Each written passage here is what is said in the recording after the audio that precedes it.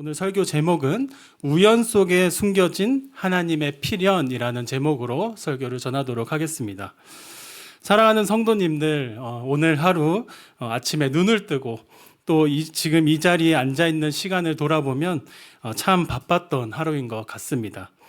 일터에서 일을 처리하기 위해 정신없이 일을 하고 또 가정에서 밀린 집안 일들을 하면서 또 자녀가 있는 부모님들은 자녀들의 일일이 그 아이들을 챙기면서 이 각자의 자리에서 바쁜 삶을 살고 지금 이 자리로 오셨을 것입니다. 저는 오늘 그 새벽 예배부터 이제 시작해서 지금 이 시간까지 또 점심에는 이제 세미나가 있어서 세미나를 다녀왔고요. 그리고 계속해서 이 수요 설교를 위해서 준비하고 다시 쓰고 이러다가 2월 말에 이제 저희 초등부 성경학교가 있는데요. 그것을 위해서 또 고민하다가 이제 마지막 이 설교 강단에 섰습니다. 그리고 이제 이것이 끝나도 제 마음은 약간 이제 계속해서 분주한 마음이 있습니다. 왜냐하면 이제 내일은 드디어 새벽 설교를 하는 날이라서 이거 끝나고도 이제 설교를 준비해야 되는 상황이기 때문입니다. 계속해서 이제 제 마음은 이제 무언가 끝나지 않는 이 상황으로 인해서 계속 마음이 분주한 상태입니다. 교회 추천책이기도 한 이 케빈 드 영의 나는 왜 이렇게 바쁠까라는 책을 읽어보셨을까요? 이 책에서는 바쁜 일상을 살아가는 이 자신을 돌아보며 왜 바쁘게 살아가는지에 대해 이 성경적으로 본질을 파악하고 있습니다. 그는 단지 바쁘게 살아간다고 해서 일이 많고 또 계획이 많은 이것이 바쁘게 살아가는 이유가 아니라는 것을 지적을 합니다. 케빈 드 영의 통찰은 이렇습니다. 내가 내 인생의 주인이라는 착각이라는 것입니다. 그렇습니다. 저도 오늘 하루를 어떻게 하면 이제 설교가 완벽하게 완성할 수 있을까? 그러다 이제 하다 안 돼서 이제 하나님께 맡기자라는 마음으로 마무리를 했습니다. 어찌 보면 우리의 분주함 속에 숨겨진 진짜 문제는 내가 어떻게든 완벽하게 하기 위해서 또 그것을 하기 위해서 그 하나님보다 내가 내 인생의 주인이 되기 때문입니다. 또 그것을 책임져야 한다는 이 강박으로 인해서 계속 일을 쉬지 못하는 것 같습니다. 그렇다면 여러분, 우리는 이 지독한 이 바쁨과 불안을 멈추고 진정한 쉼을 얻으려면 무엇이 필요할까요? 내 노력이나 성실함으로 버티는 것일까요? 아닙니다. 성경은 전혀 다른 답을 놓습니다. 오늘 룻기에서는 이 헤세드라는 단어가 제일 중요하게 등장합니다. 이 헤세드의 뜻은 인애, 사랑, 자비, 긍휼 등 여러 가지로 사용됩니다. 그런데 제가 다니던 이 합동신학대학원 대학교에서 가르치시는 이 현창학 교수님께서는 이 룻기를 설명하면서 헤세드에 대한 탁월한 정의를 내렸습니다. 헤세드란 자격 없는 자를 향한 자비이며 상상을 초월하는 성실성이다라는 것이에요. 우리가 왜 불안합니까? 나의 성실함으로 인생을 지탱하려고 하니 불안한 것입니다. 내 노력은 한계가 있으니까요. 하지만 성경은 말합니다. 우리를 진짜 살게 하는 힘은 나의 노력이 아니라 우리를 끝까지 포기하지 않으시는 하나님의 상상을 초월하는 성실함으로 이루어진다는 사실입니다. 오늘 우리는 이 본문 속 룻은요, 사사시대의 어둠 속에서, 이 암흑기 속에서도 자신의 노력이 아닌 이 하나님의 헤세드를 만났기에 놀라운 반전의 인생을 경험하게 됩니다. 이제 본문에 나오는 룻을 보며 오늘 말씀을 듣는 모든 성도님들이 내 삶의 끝까지 포기하지 않으시는 이 하나님의 헤세드, 자비하시고 상상을 초월하시는 성실하심을 경험하는 시간이 되기를 소망합니다. 룻기의 배경을 살펴보면 이 하나님을 기쁘시게 하지 않고 자신들의 뜻대로만 살았던 이 사사 시대의 배경으로 하고 있습니다. 이때는 어느 누구도 이 하나님을 의지하지 않았고 또한 이스라엘의 역사의 암흑기라고 불리며 마치 하나님이 안 계신 것처럼 사람들은 자신의 지혜와 힘을 의지해 살아가고 있었습니다. 그러면서도 하나님은 이 소망이 없는 배경에서 룻이라는 사람을 조명합니다. 그런데 절망스러운 것은 이 역사적 배경 뒤에 이 주인공인 룻의 상황을 보면 더 절망스럽습니다.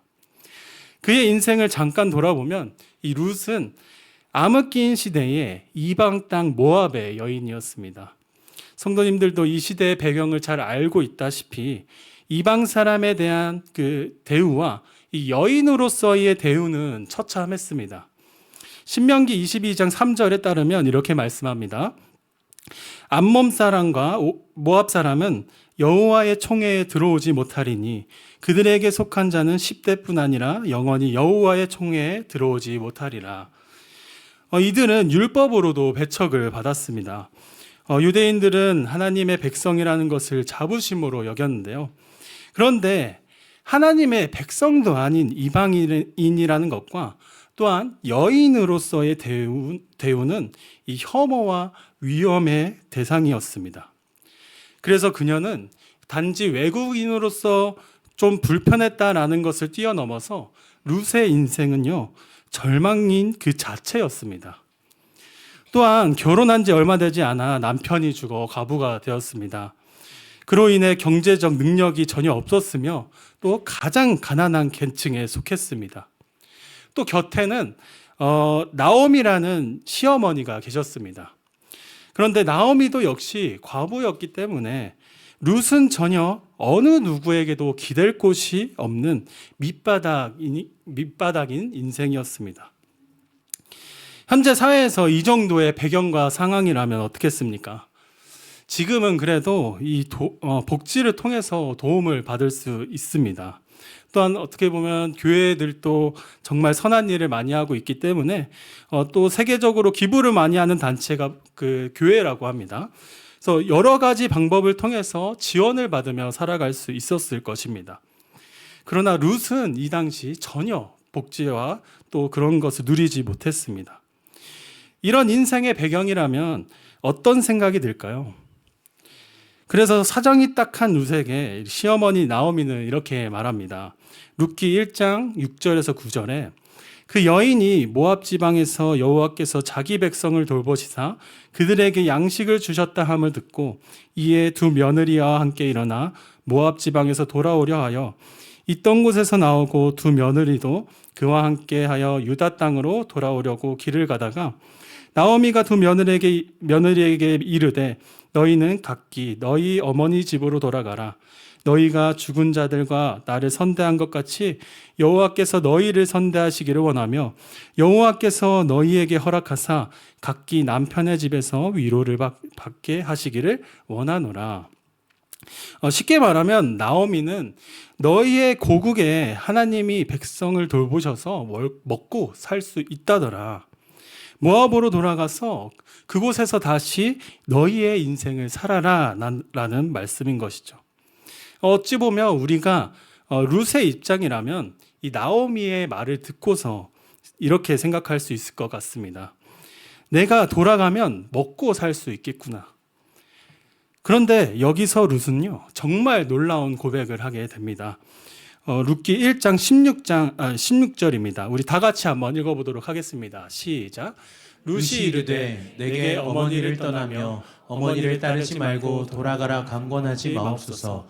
어머니께서 가시는 곳에 나도 가고 어머니께서 머무시는 곳에서 나도 머물겠나이다. 어머니의 백성이 나의 백성이 되고 어머니의 하나님이 나의 하나님이 되시리니. 그녀의 정말 놀라운 고백입니다. 왜냐하면 자신의 처절한 밑바닥에서도 자신의 힘과 생각대로 살지 않겠다는 고백이자 또 하나님께 자신의 삶을 내던진다라는 고백이기 때문입니다.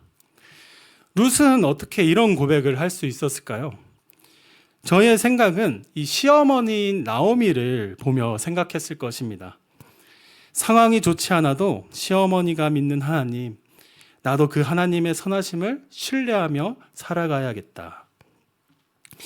그녀는 시어머니 나오미를 보며 인생을 하나님께 드린 나오미의 신앙을 곁에서 보았습니다. 또 자신과 상황이 같은 이 시어머니를 보며 긍휼히 여기며 자신의 연약함 속에서 끝까지 나오미를 지켰습니다. 그런데 함께하는 모든 시간에 그녀는 비록 나의 상황이 좋지는 않지만 그럼에도 불구하고 이렇게 고백할 수 있었던 이유는 나오미를 지키시고 보호하시는 살아계신 하나님을 경험했기 때문입니다. 사랑하는 분당 하나교회 성도 여러분, 우리의 인생에 절망적이고 룻의 상황처럼 밑바닥의 인생을 살아가고 있는 분들이 계실지 모르겠습니다. 당장 내 눈앞에 보이는 현실에 지치고 또 나에게 닥치는 일들을 허겁지겁 처리하다가 쉼을 느끼지 못할 때도 있을 것입니다. 그러나 우리가 깨달아야 할 점은 막막한 현실 속에서 하나님의 헤세드, 하나님이 살아계셔서 여전히 성실히 일하고 계신다는 사실입니다. 이 사실을 믿으십시오. 왜냐하면 하나님의 헤세드를 믿는 자에게는 그들의 인생에 놀라운 반전이 있기 때문입니다. 이제 룻은 낯설고 두려운 땅에서 당장의 생계를 위해 발길이 닿는 대로 나갔습니다. 그곳에서 룻은 성실하게 땀을 흘리며 일을 했습니다. 그런데 바로 이 하나님의 헤세드를 가장 분명하게 보여주는 장면인데요. 성경에서는 이를 우연히라고 표현을 합니다. 그러나 그곳이 놀라운 반전이 일어나는 사건이 되죠. 그곳에서 룻은 아무것도 모르고 나가서 일을 했지만 그 밭의 주인은 바로 나오미의 남편 친족 보아스의 밭이었습니다. 이제는 시어머니가 경험한 이 하나님의 은혜를 이제 간접적으로 경험하는 것이 아니라 이제 직접 경험하게 됩니다. 룻은 당장 먹고 살아야 하기 때문에 2장 2절을 보면 원하건대 내가 밭으로 가서 내가 누구에게 은혜를 입으면 그를 따라서 이삭을 주겠나이다. 어디를 가든지 그곳에서 열심히 일을 하겠다고 합니다. 룻은 그 밭에서 자신이 어쩔 수 없는 상황에서 어떻게든 일을 해서 먹고 살아야겠다는 마음으로 일을 했을 것입니다. 그러나 당장 가난을 해결하고 먹고 살아갈 수 있는 이삭을 줍는 그곳이 아니라 하나님의 은혜를 줍는 곳이 되었습니다. 이제 밭의 주인인 보아스가 등장합니다. 보아스는 이 베들레헴으로부터 돌아와 일하는 사람들에게 묻습니다. 5절에 이는 누구의 소녀냐? 보아스는 그녀가 궁금했습니다. 그리고 사안에게 물어 그녀의 이야기를 자세하게 듣게 됩니다. 그녀의 딱한 그 사정을 듣고서 보아스는 그녀에게 은혜를 베푸게 됩니다. 어떤 은혜이죠? 이제는 이삭을 주우러 다른 밭에 가지 말고 어느 누구에게도 보호받지 못하는 이방인의 신분이며 과부인 룻을 보호합니다. 그리고 목이 마르면 물을 마음껏 마셔도 된다고 말합니다. 한순간에 룻은 엄청난 은혜를 경험하게 됩니다. 우리가 현실에서 이런 상황이라면 다들 이런 고백을 할 것 같습니다. 와, 내 인생에 로또를 맞았다라고. 그런데 이렇게 만나기까지의 과정에 룻의 삶의 배경을 보면 이런 상황이 일어나기까지 하나님의 성실함 속에 세밀한 손길이 있었다는 것을 알 수가 있습니다. 룻기 2장 11절부터 12절의 내용을 우리 다 같이 한번 읽어보도록 하겠습니다. 시작. 보아스가 그에게 대답하여 이르되 내 남편이 죽은 후로 내가 시어머니에게 행한 모든 것과 내 부모와 고국을 떠나 전에 알지 못하던 백성에게로 온 일이 내게 분명히 알려졌느니라. 여호와께서 내가 행한 일에 보답하시기를 원하며 이스라엘의 하나님 여호와께서 그의 날개 아래 보호를 받으러 온 내게 온전한 상 주시기를 원하노라 하는지라. 사랑하는 성도 여러분, 방금 읽은 11절을 다시 한번 주목해 주십시오. 보아스가 룻에게 뭐라고 말합니까? 내가 시어머니에게 행한 모든 것과 또 고국을 떠나온 일이 내게 분명히 알려졌느니라 라고 말합니다. 지금까지 룻은 자신의 상황에 가난을 해결하기 위해 행동하며 우연히 밭에 들어갔다고 생각했습니다. 그러면서 하루를 벌어 먹고 살기 위해 고개를 숙이고 이삭만 줍느라 정신이 없었을 것입니다. 또한 아무도 나를 모를 것이라 생각했고 이방 여인인 나를 주목하지 않을 것이라 여겼습니다. 그런데 놀라운 사실은요, 밭의 주인인 보아스는 이미 룻이 누구인지 또 그녀가 어떤 삶을 살아왔는지 알고 있었습니다. 보아스는 룻의 상황을 들으며 느껴지는 것이 있었을 것입니다. 그것은 바로 룻이 이곳까지 오게 된 것은 하나님의 필연 가운데 이곳에 왔구나. 어떻게 이렇게 이해할 수 있을까요? 바로 하나님의 시선으로 그녀의 인생을 해석했기 때문입니다. 하나님은 룻이 모압 땅에서 남편을 잃고 울 때도 보고 계셨고, 또 시어머니를 붙들고 또 베들레헴에 올 때도 보고 계셨으며, 낯선 땅에서 묵묵히 땀을 흘리는 그 순간에도 하나님은 그녀를 주목하고 계셨습니다. 룻의 성실함, 그리고 이웃을 향한 사랑을 통해 하나님이 이곳까지 인도하셨구나라는 감동을 강하게 주셨을 것입니다. 사람의 눈으로는 우연처럼 보이지만 사실은 룻의 삶 속에서 가장 깊이 개입하시고 또 일어나는 모든 상황이 필연적이라는 것을 보아스의 마음에 강하게 들었을 것입니다. 제가 주일 예배 때나 이 금요 예배 때나 또 새벽 예배 드릴 때 제가 옆에서 그 방송실 부스에 앉아 있습니다. 네, 앉아 있으면 이제 눈에 띄는 분들이 좀 계시는데요. 바로 이제 눈물을 흘리며 굉장히 간절하게 기도하시는 분들을 보게 됩니다. 그러면서 저는 이제 저 성도님은 어떤 사연이 있길래 저렇게 간절히 기도하실까라는 생각을 하게 됩니다. 그러면서도 저는 옆에서 지금까지 함께 하신 하나님, 이 성도님의 간절한 기도를 꼭 응답해 주세요라는 기도를 하게 됩니다. 보아스가 룻을 보면서 감동되어졌던 이 마음은요, 분명히 하나님의 마음이었습니다. 그녀가 성실하게 살아왔고 그 믿음의 대가는 하나님이 부족하지 않게 살아온 보아스의 마음에 감동하셔서 그를 통해 상상도 할 수 없는 놀라운 복을 얻게 되었습니다. 성도 여러분, 룻은 어찌 보면 하루를 버티기 위해 고개를 숙이고 땅만 보며 이삭을 주었습니다. 아무도 주목하지 않았지만 이 보아스는 하나님의 시선으로 그녀의 인생을 해석했습니다. 그때에 하나님께서 깊이 개입하신 이 하나님의 섭리를 경험하게 되었습니다. 오늘 이 설교를 통해서 성도님들의 마음 가운데도 또한 성도님들을 향한 이 메시지가 되었으면 좋겠습니다. 말씀을 맺겠습니다. 저는 이곳에 부임하기 전에 여러 책들을 읽다가 또 이제 어떤 책을 읽을까 하면서 이제 보고 있었습니다. 서론에 말씀드린 저자를 어떻게 알게 되어서 이제 책을 구입하게 되었는데요.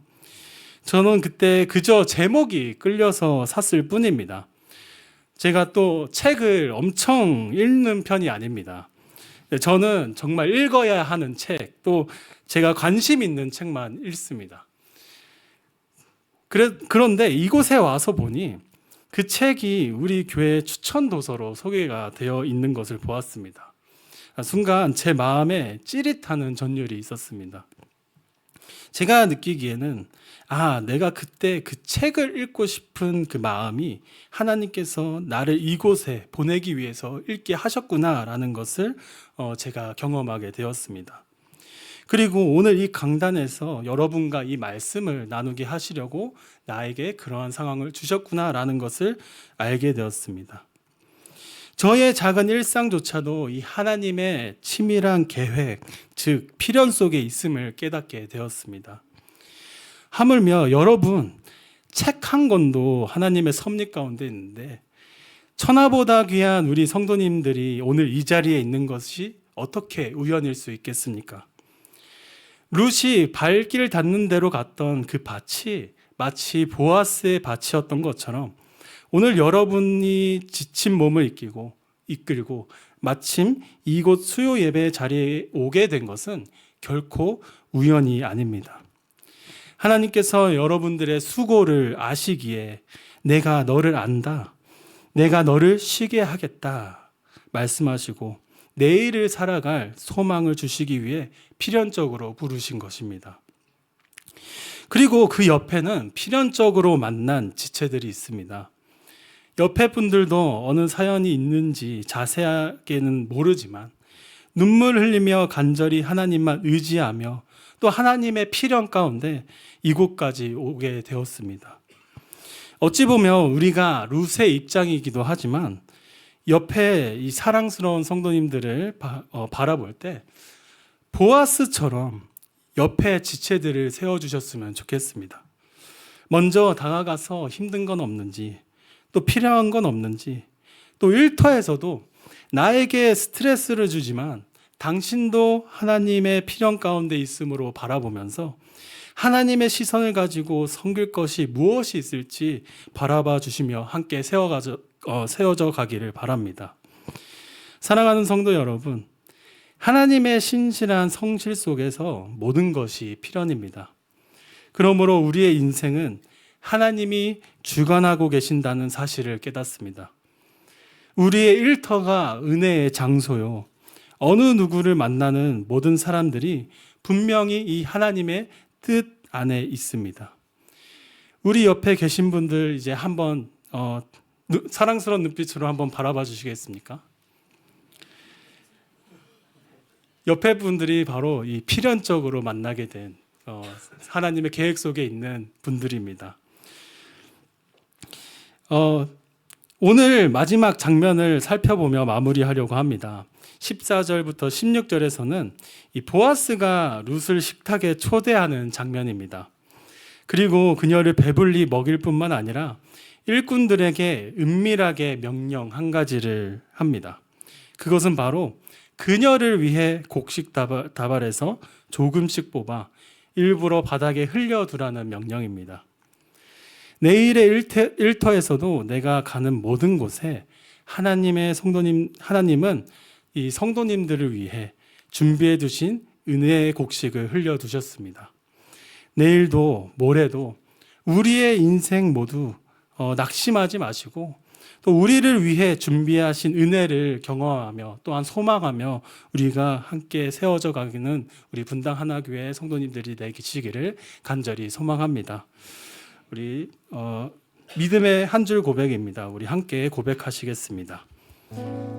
나의 모든 걸음은 우연이 아니라 하나님의 완벽한 계획입니다. 아멘.